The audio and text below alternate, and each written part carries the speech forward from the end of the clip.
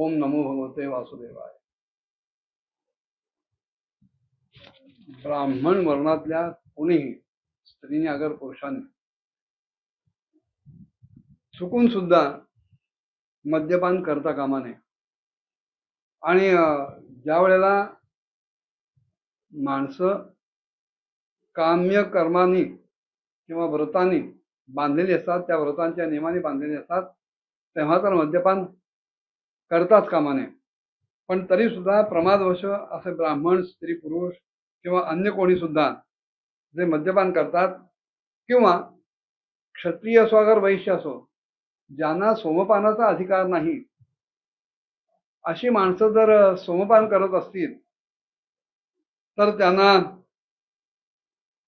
अयस्पान नावाच्या नरकामध्ये हे यमदूत घेऊन जातात आणि तिथे त्यांच्या छातीवर पाय ठेवून त्यांच्या तोंडामध्ये लोखंडाचा तप्त रस ओतला जातो. पुढे म्हणाले, जी माणसं पृथ्वी तलावर अत्यंत खालच्या श्रेणीत जन्माला येऊन सुद्धा खालच्या दर्जाच्या जीवनात जगत असून सुद्धा आपल्यापेक्षा मोठ्या लोकांना की जे जन्म, तप, विद्या, आचार, वर्ण, आश्रम इत्यादी अनेक गोष्टींनी आपल्यापेक्षा श्रेष्ठ आहेत, त्यांचा सत्कार करत नाहीत, त्यांना मान देत नाहीत, त्यांच्याबद्दल आदर दाखवत नाहीत, अशी माणसं जिवंत असून सुद्धा मेल्यासारखी असतात. आणि अशी माणसं जेव्हा मरतात तेव्हा क्षार कर्दम नावाच्या नरकामध्ये त्यांना ढकललं जातं आणि त्यावेळेला खाली डोकं वर पाय अशा परिस्थितीत त्यांना ढकललं जातं आणि अनंत प्रकारच्या पीडा त्यांना भोगाव्या लागतात. पुढे म्हणाले की जी माणसं पृथ्वी तलावर नरबळींच्या द्वारे भैरव, यक्ष, राक्षस इत्यादींचं यजन करतात, त्यांच्यासाठी यज्ञ करतात, आणि ज्या स्त्रिया पुरुषांना पशूंसारखं खातात, त्यांना असे मेलेले जे पुरुष आहेत त्या पशूंसारखंच खातात, राक्षस होतात आणि यमलोकामध्ये त्यांना नाना प्रकारच्या यातना देतात. तो जो नरक आहे त्याला रक्षोगण भोजन असं नाव आहे. आणि एखादा कसाई खाटी ज्याप्रमाणे आपल्या हातातल्या शस्त्रानं, कोऱ्हाडीनं, सुरीनं प्राण्याचं मांस कापतो, त्याप्रमाणे ह्या यातना देहात पडलेल्या जीवाचं मांस कापलं जातं, त्याचं रक्त प्यायलं जातं. आणि ज्या प्रकारे हे मांसाहारी पुरुष इथल्या भूलोकावर मांसभक्षण करून, मांसाहार करून आनंदित होतात, त्याचप्रमाणे हे जीव जेव्हा नरकात जातात तेव्हा त्यांचं रक्त पिऊन तिथले जीव आनंदित होतात, नाचतात, गातात. पुढे म्हणाले की ह्या पृथ्वी तलावर जी माणसं वनामध्ये किंवा गावामध्ये निरपराध जीवांना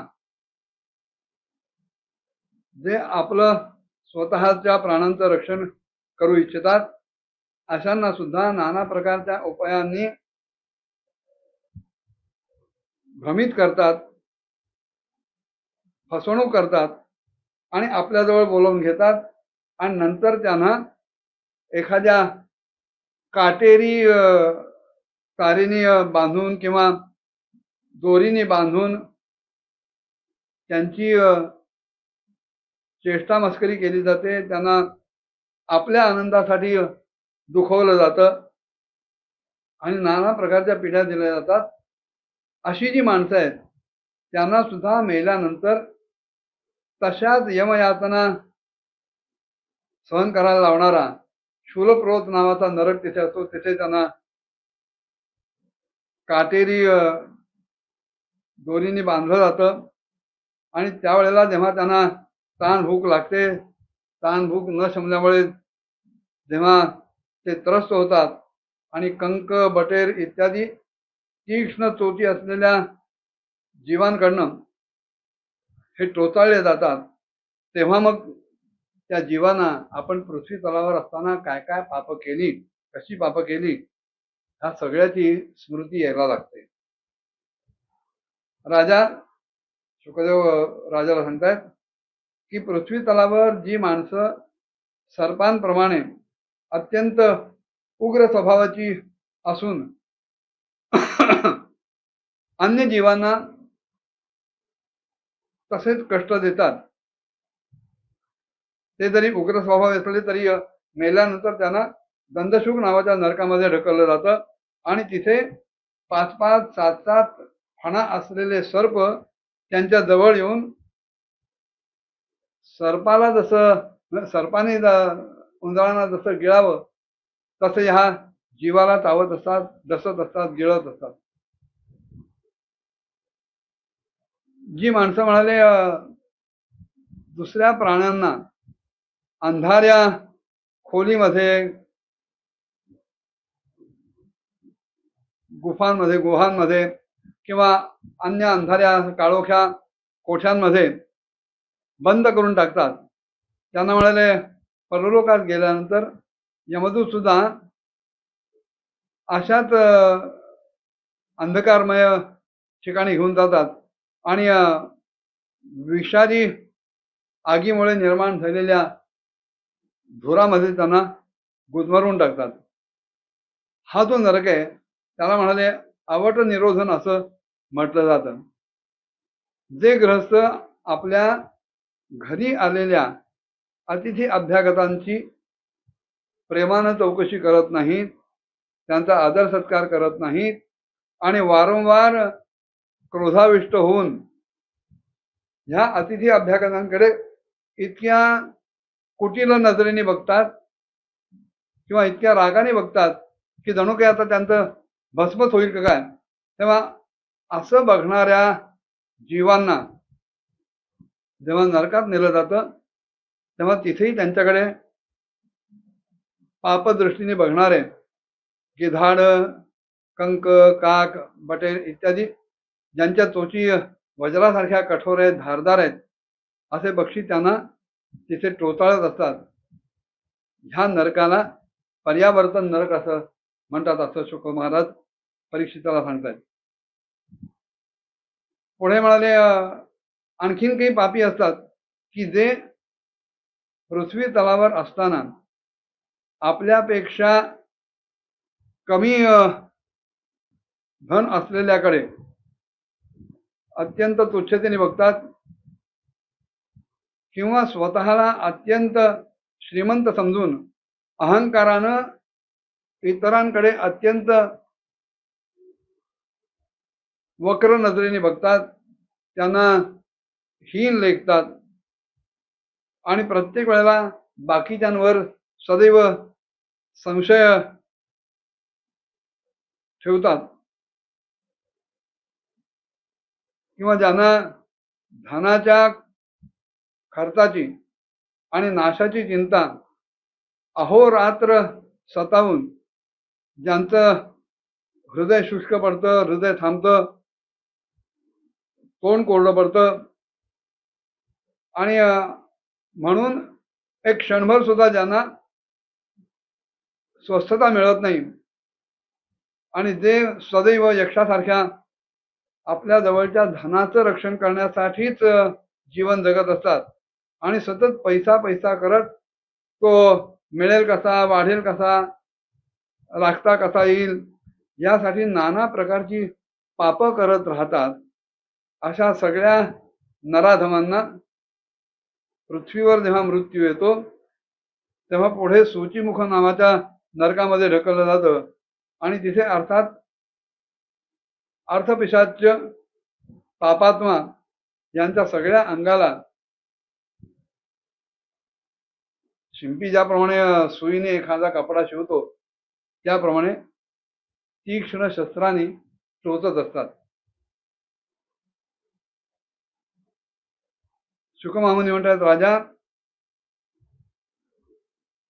हे 28च नरक मी तुला सांगितले मुख्य म्हणून, पण वस्तुतः अशा प्रकारचे शेकडो काय हजारो नरक आहेत की ज्यांची नावं सुद्धा सांगता येणार नाही, पण परिणाम भोगावे लागतील. ह्या सगळ्या नरकांमध्ये सगळे जे अधर्मपरायण जीव आहेत ते आपापल्या कर्मानुसार आळीपाळीने येतात आणि धर्मात्मा पुरुष सुद्धा अशाच प्रकारे आपल्या पुण्यकर्माचं फळ म्हणून स्वर्गातील उच्चतम लोकांमध्ये जातात. अशा प्रकारे म्हणाले स्वर्ग आणि नरक ह्याच्यातले जे काही भोग आहेत त्यामुळं माणसांचं पाप आणि पुण्य क्षीण होत असतं. इथे पुण्यकर्म केलं, त्या पुण्यकर्मांचा परिपाक म्हणून स्वर्गामध्ये काही दिव्य भोग भोगायला मिळाले. इथे काही पाप केली, त्या पापांचा परिपाक म्हणून नरकांमध्ये काही छळ झाला, दुःख सहन करावं लागलं. पण हे केल्यानंतर जे काही पाप आणि पुण्य उरलेलं असेल ते घेऊन हे जीव पुन्हा या पृथ्वी तलावरच परत येतात. प्रारब्ध कर्मणाम भोगादेव क्षया, हे बरोबर आहे की ह्या जन्मात जी कर्म भोगासाठी प्रवृत्त झाली ती भोगावीच लागतात. पण ती भोगत असताना जी नवीन कर्म केली जातात कर्तृत्व अहंकारानं किंवा भोक्तृत्व अहंकारानं, त्याचे भोग पुढे केव्हा तरी त्यांना भोगावे लागतात. तसं मागच्या अभुक्त कर्मांचे भोग भोगायला जेव्हा इथे येतो तेव्हा त्यातली जी शिल्लक असते पापपुण्याची, पापपुण्य समेकृत्वा नरयोनिषु जायते, ती जेव्हा समान होतात तेव्हा माणसाचा जन्म जीवाला मिळतो.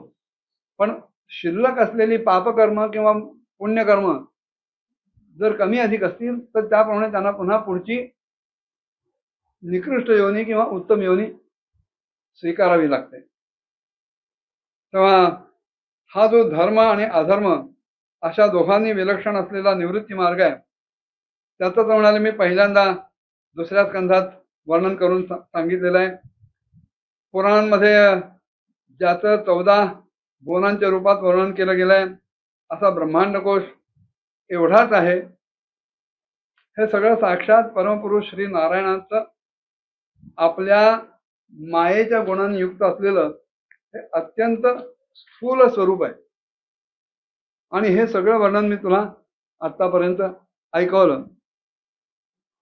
परब्रह्म परमात्मा भगवंताचं उपनिषदांमध्ये जे वर्णित असं निर्गुण स्वरूप आहे ते जरी मन आणि बुद्धीच्या आवाक्याच्या बाहेर असलं तरी सुद्धा जी माणसं भगवंताच्या या स्थूल रूपाचं वर्णन आदरपूर्वक वाचतील, ऐकतील किंवा ऐकवतील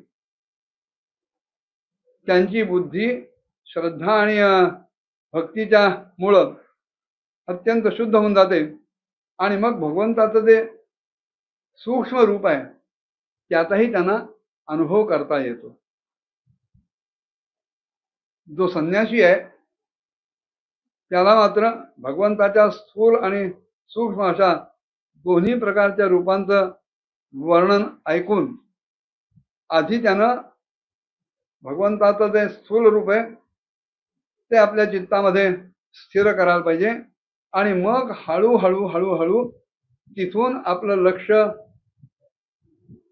वळवत वळवत भगवंताच्या सूक्ष्म अशा रूपावर त्यांनी केंद्रित करायला पाहिजे.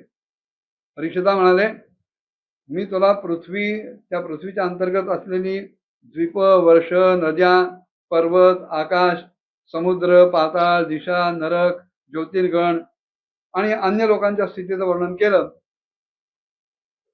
हेच भगवंताचं अत्यंत अद्भुत असं स्थूल रूप आहे की जो समस्त जीव समुदायांचा आश्रय आहे.